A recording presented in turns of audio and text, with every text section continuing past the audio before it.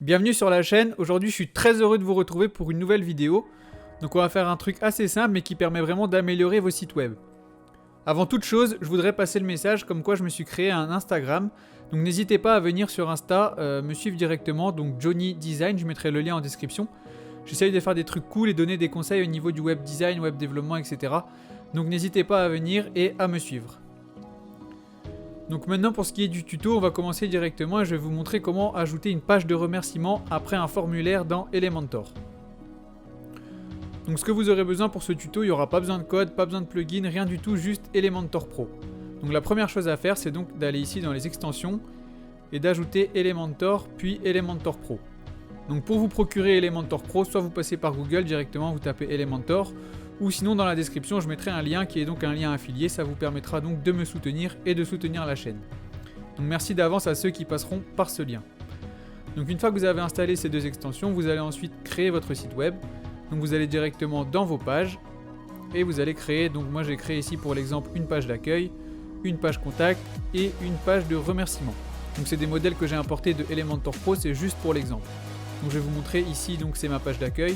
J'ai pas pris le temps de la traduire, c'était juste vraiment pour l'exemple. Ici j'ai ma page contact, avec ici le formulaire, et enfin j'ai ma page de remerciement. Donc là elle est en format Elementor Canvas, c'est pour ça qu'il n'y a pas de header, ni de footer. Ça prend juste l'ensemble de ma page. Donc ensuite, une fois que vous avez créé vos trois pages, vous allez ici dans Apparence, puis dans Menu. Donc dans mon menu, j'ai ajouté ma page d'accueil et ma page contact. Ma page de remerciement, forcément, je ne l'ai pas ajoutée dans mon menu. Je ne souhaite pas qu'elle soit apparente à l'intérieur de mon menu. Donc ici, j'ai juste ma page contact et ma page d'accueil. Ensuite, je suis venu ici dans Modèle, puis Theme Builder. Et j'ai apporté ici un header. Donc là, c'est un header de Elementor Pro. Donc dans mon header, j'ai donc ajouté mon menu que j'ai créé juste auparavant. Donc une fois que c'est fait, je vais directement aller ici sur ma page contact. Donc maintenant je vais remplir le formulaire pour faire un exemple et je vais vous montrer comme ça le message par défaut qu'affiche Elementor une fois que vous remplissez un formulaire. Donc ici en nom, je vais remplir très rapidement.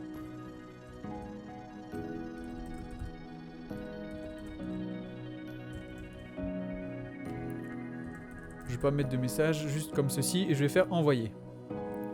Donc là, par défaut, vous avez un petit message ici en dessous de votre formulaire qui apparaît. Donc c'est pas forcément design et ça fait pas forcément très pro. Donc pour modifier cela, vous allez ici dans votre formulaire, vous faites éditer, vous vérifiez bien ici au niveau d'Elementor que vous avez bien modifié forme. Et dans contenu, vous allez dans action after submit. Et là, par défaut, vous avez l'email. Donc je vous laisse paramétrer directement ici dans l'onglet email l'email que vous souhaitez envoyer à vos clients, à vos visiteurs. Donc vous remplissez l'adresse, le message, etc.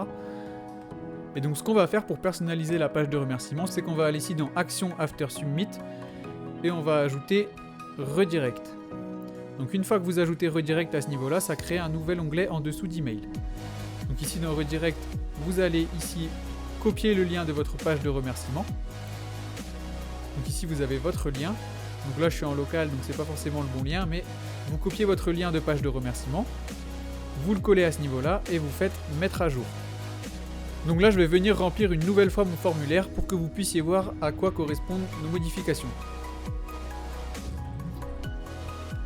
Là, je remplis très rapidement, je fais envoyer.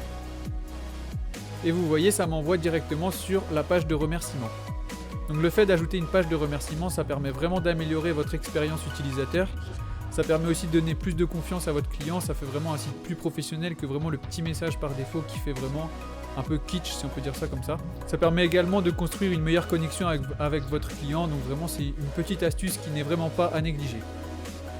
Donc pour récapituler, vous construisez vos pages comme d'habitude, vous créez en plus une page de remerciement que vous n'ajoutez surtout pas à votre menu et vous l'ajoutez ici en lien directement après votre formulaire. Donc j'espère que ce petit tuto vous a plu, j'ai prévu dans les futures semaines de faire un tuto complet sur le pop-up builder de Elementor. Donc comme ça on verra plus d'options comme ce qu'on a vu un petit peu aujourd'hui. Ça vous permettra vraiment de créer des choses vraiment à un niveau supérieur. Donc ça arrive dans les prochaines semaines, les tutos sur le pop-up builder d'Elementor. Donc voilà, n'hésitez pas à me dire dans les commentaires si vous avez aimé. N'hésitez pas à ajouter un petit like et à me suivre. N'hésitez pas non plus à venir du coup sur mon compte Instagram.